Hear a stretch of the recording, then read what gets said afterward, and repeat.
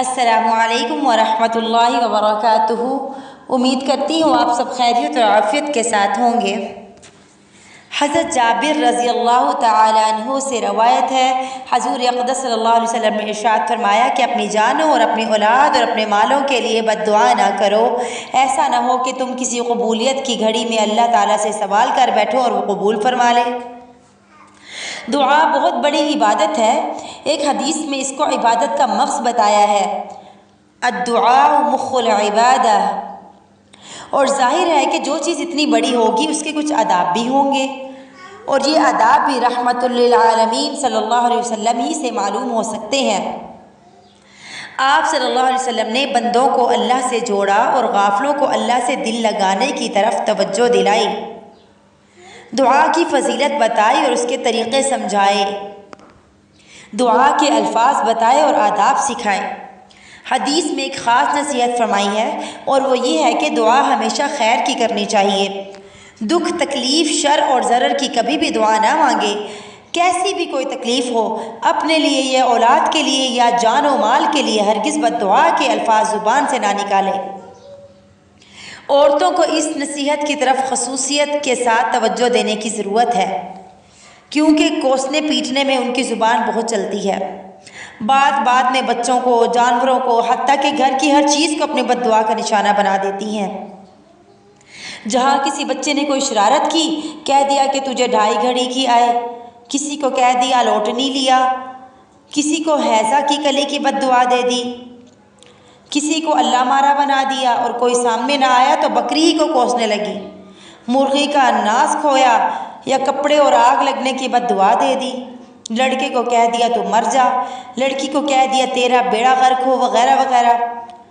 غرض یہ کہ کوسنے پیٹنے کا اور بد دعا کا ڈھیر لگا دیتی ہیں، اور یہ نہیں سمجھتی کہ ان میں سے اگر کوئی بد دعا اللہ تعالیٰ کے ہاں مقبول ہو گئی اور کوئی بچہ مر گیا یا مال کو آگ لگ گئی یا کسی طرح کا نقصان ہو گیا تو کیا ہوگا۔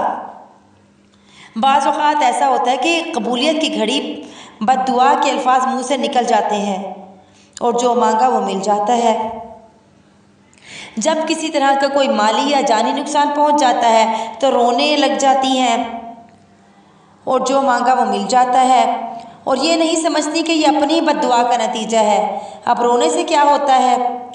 اللہ سے جو مانگا مل گیا، پہلے سے زبان پر قابو کیوں نہ رکھا۔ بہت سے مرد بھی ایسے ہی جاہلانہ حرکت کرتے ہیں کہ اپنے لیے یا اولاد کے لیے یا کاروبار کے لیے بد دعا زبان سے نکال بیٹھتے ہیں۔ مرد ہو یا عورت ہو، سب کو اس حدیث میں تنبیہ فرمائی گئی ہے کہ اپنے لیے اور اپنی جان و مال اور اولاد کے لیے بد دعا نہ کیا کریں۔ اور اللہ تعالیٰ فرما رہے ہیں کہ حضور اقدس صلی اللہ علیہ وسلم ایک صحابی کے بیمار پرسی کے لیے تشریف لے گئے۔ وہ کمزوری کی وجہ سے چوزے کی طرح نظر آ رہے تھے۔ ان کا حال دیکھ کر حضور اقدس صلی اللہ علیہ وسلم نے پوچھا کہ تم اللہ تعالیٰ سے کس چیز کی دعا کر رہے ہو، یا کسی بات کا سوال کرتے رہے ہو؟ انہوں نے فرمایا کہ میں دعا کرتا تھا کہ اے اللہ، مجھے آپ آخرت میں جو سزا دینے والے ہیں وہ سزا مجھے دنیا میں دے دیجیے۔ آپ صلی اللہ علیہ وسلم نے فرمایا تمہیں اس عذاب کے سہنے کی طاقت نہیں ہے، تم نے یہ دعا کیوں نہ کی؟ اللہم آتنا فی الدنیا حسنۃ وفی الآخرۃ حسنۃ وقنا عذاب النار۔ اے اللہ، ہمیں دنیا میں بھی بھلائی دے اور آخرت میں بھی بھلائی دے، یعنی دونوں جہانوں میں اچھی حالت میں رکھ اور عذاب دوزخ سے بچا۔ کتنی بہترین دعا آپ صلی اللہ علیہ وسلم نے فرمائی اور ہمیں سکھائی۔ اس حدیث کے راوی حضرت انس رضی اللہ تعالیٰ عنہ فرماتے ہیں کہ اس دن کے بعد ان صحابی نے یہی دعا کی اور اللہ تعالیٰ نے ان کو پھر شفا دے دی۔ اور ہمیں بھی دنیا اور آخرت کی بھلائیاں اللہ سے مانگنی چاہیے۔ امید کرتی ہوں آج کی ویڈیو آپ کو اچھی لگی ہوگی۔